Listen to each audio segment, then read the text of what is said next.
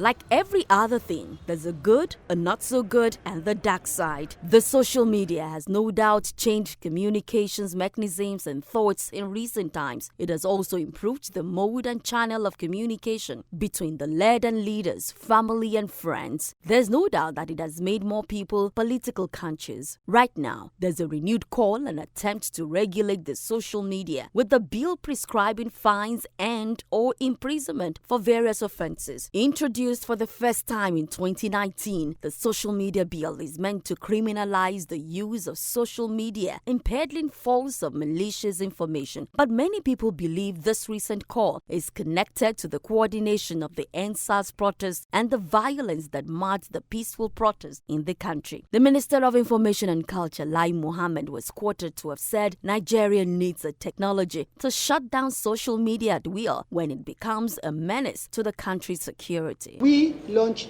a campaign to regulate the social media, which was bitterly contested by the stakeholders. But we didn't stop, and we kept saying that if we do not regulate the social media, it will destroy us. Regulations are needed because that is the essence of having the government. But to what extent are you going to regulate? And in response to what? Let's also pick the EndSARS protest as a reference point. What prompted the protest? Police brutality, extortion, extrajudicial killing, oppressions. Were these things happening? Yes, because the government has not denied them now. So we need to pay attention to those fundamental issues.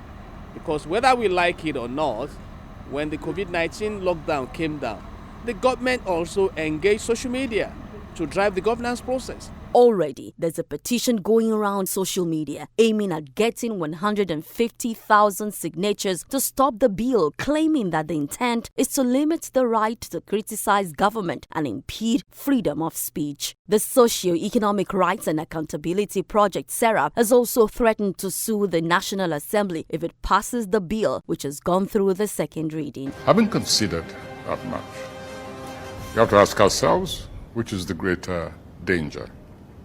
Silence or abuse? The essence and the business of democracy is to expand the frontiers of human freedom. One of our challenges with the anti-social media bill is that it challenges the sanctity of our checks and balances as a democracy. On the flip side, can the call for regulation be justified going by the number of fake news and false information, sometimes capable of aggravating tension in the society? To some others, it has become a weapon of war.